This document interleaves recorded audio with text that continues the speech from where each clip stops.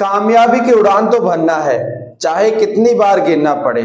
अपने सपनों को पूरा करना है, अपने सपनों को पूरा करना है, फिर चाहे खुद से भी लड़ना पड़े। इन्हीं मोटिवेशनल थॉट के साथ मैं संदीप स्वामी आप सभी का स्वागत करता हूं अपने इस नए यूट्यूब चैनल पर, जिसका नाम है सोशल स्टडीज मंत्रा।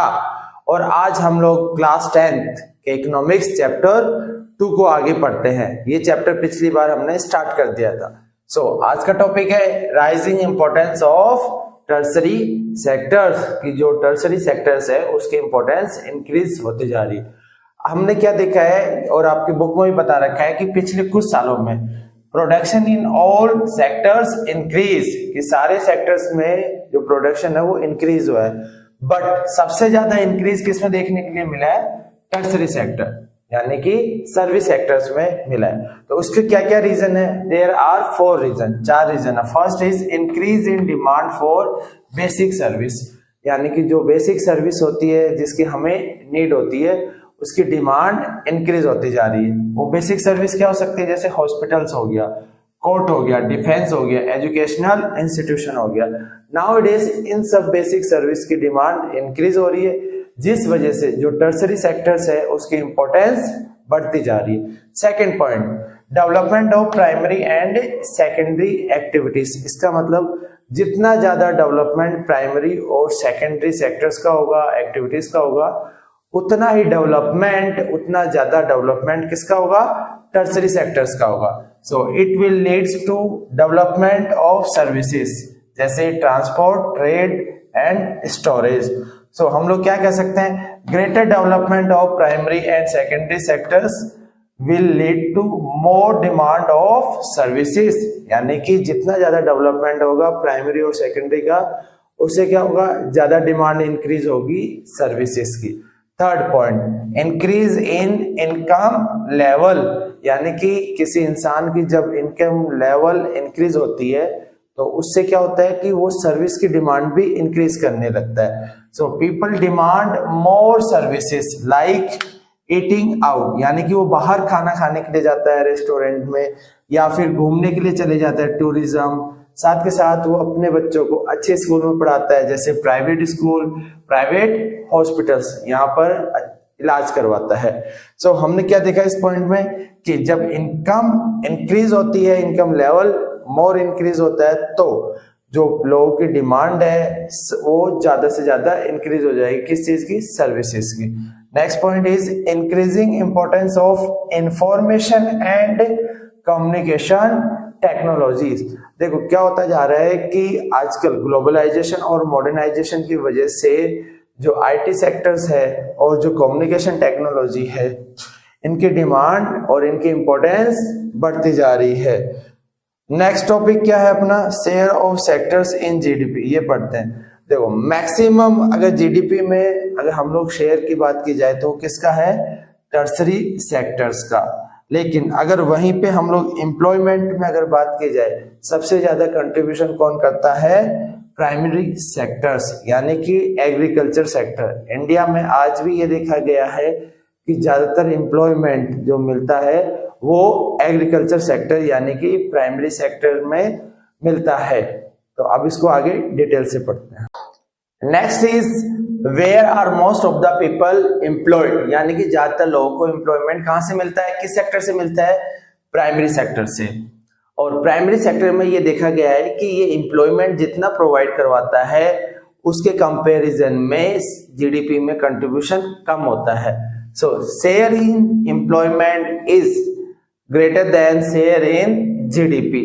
सो इसकी रीजन क्या हो सकता है? Workers in agriculture are under employed, यानी कि जो वर्कर्स होते हैं वो अंडर एम्प्लॉयड होते हैं। सो एक बेसिक डेफिनेशन इसमें पढ़ेंगे हम लोग डिस्गाइज अनएम्प्लॉयमेंट की। ये क्या होता है? ये हिडन अनएम्प्लॉयमेंट होता है। इसमें क्या पाया गया है कि where people are apparently working, यानी कि लोग देखने में ऐसा लगता है कि वो काम कर रहे हैं, but work less than their potential, लेकिन वो अपनी पोटेंशियल से कम काम करते हैं।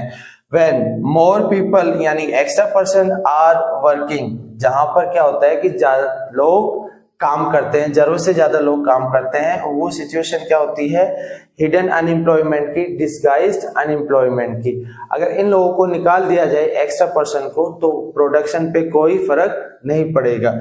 If remove them production not affected, यानी कि उनको हटाने से प्रोडक्शन पे कोई फर्क नहीं होगा। इसका एग्जांपल हम लोग लेंगे, एक एग्रीकल्चर सेक्टर में पढ़ेंगे, उसके बाद कैजुअल वर्कर के बारे में पढ़ेंगे। इसका केस स्टडी दे रखा है आपको एग्रीकल्चर के लिए लक्ष्मी का। लक्ष्मी क्या है, एक स्मॉल फार्मर है जो क्या करती है, 5 मेंबर के साथ में एग्रीकल्चर करती है।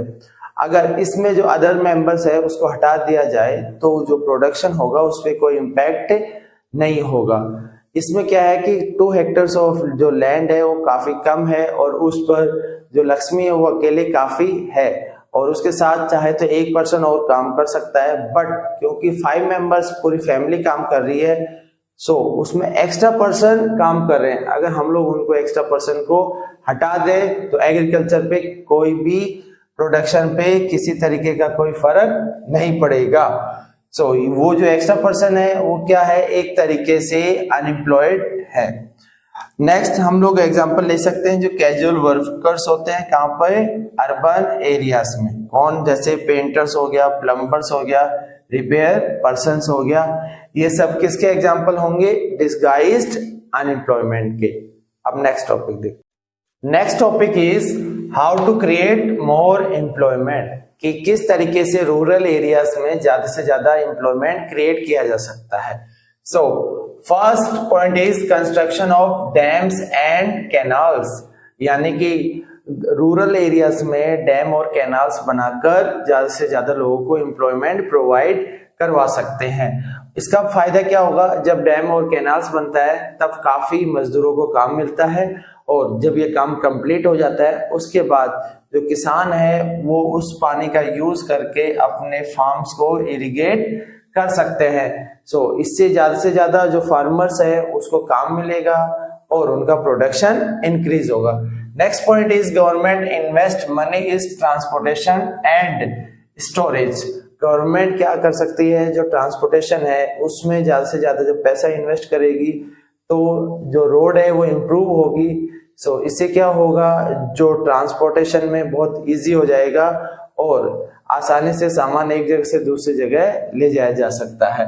नेक्स्ट पॉइंट क्या होता है, जो किसान होते हैं उनको बहुत कम लोग लोन प्रोवाइड करवाते हैं। सो ऐसे में जो लोकल बैंक है अगर वो उसको चीफ एग्रीकल्चरल क्रेडिट यानी कि कम रेट पे, कम इंटरेस्ट रेट पे अगर लोन प्रोवाइड करवाते हैं तो किसान जो भी एग्रीकल्चर सीड्स, जो भी इनपुट होते हैं वो खरीद सकते हैं। उससे उनको क्या होगा कि अपना प्रोडक्शन इंक्रीज करने में इजी होगा।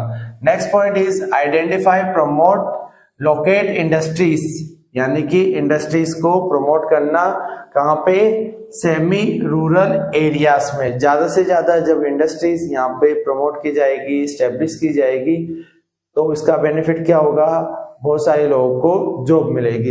Next point is opening A cold storage in rural areas.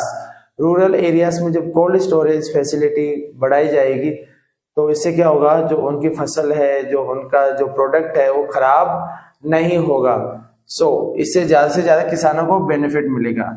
Last point is improvement in tourism, health and education.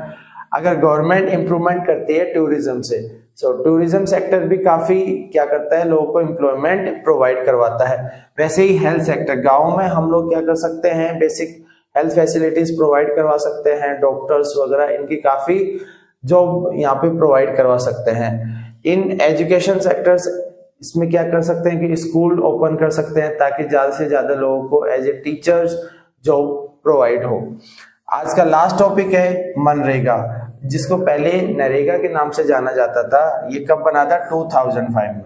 इसकी फुल फॉर्म है Mahatma Gandhi national rural employment guaranteed act 2005। So इसके कुछ बेसिक फीचर्स है वो जान लेते हैं। ये क्या करता है, basically right to work provide करवाता है, कहाँ पे, 625 districts of India. Next point is 100 days of guaranteed employment. ये 100 दिन के रोजगार की गारंटी प्रोवाइड करवाता है 1 साल के अंतर्गत। Third point is if government fail to provide, यानी कि अगर गवर्नमेंट ये एम्प्लॉयमेंट प्रोवाइड नहीं करवाती है तो उस केस में क्या होगा, उसको अनएम्प्लॉयमेंट अलाउंस यानी कि बेरोजगारी भत्ता दिया जाएगा। Last point is 1/3 job reserve for women, यानी कि 1/3 जॉब रिजर्व की गई है किसके लिए, वुमेन के लिए। ये आज का हमारा लास्ट टॉपिक था मनरेगा। हमने इसमें क्या पढ़ा कि इसमें राइट टू वर्क होता है और 625 डिस्ट्रिक्ट्स में ये प्रोवाइड हो रहा है और इसमें 100 डेज का गारंटेड एम्प्लॉयमेंट मिलता है। अगर गवर्नमेंट फेल हो जाती है तो उनको अनएम्प्लॉयमेंट अलाउंस दिया जाता है। लास्ट पॉइंट इज कि 1/3 जॉब रिजर्व किया गया है किसके लिए, वुमेन के लिए। इस तरीके से ये हमारा लास्ट टॉपिक था आज का। और जो नेक्स्ट टॉपिक है आगे हम लोग पढ़ेंगे difference between organise sector, unorganise sector और उसके साथ साथ private sector and public sectors. तब तक इस वीडियो को आप लाइक, शेयर एंड सब्सक्राइब करना ना भूले और देखते रहिए सोशल स्टडीज मंत्रा।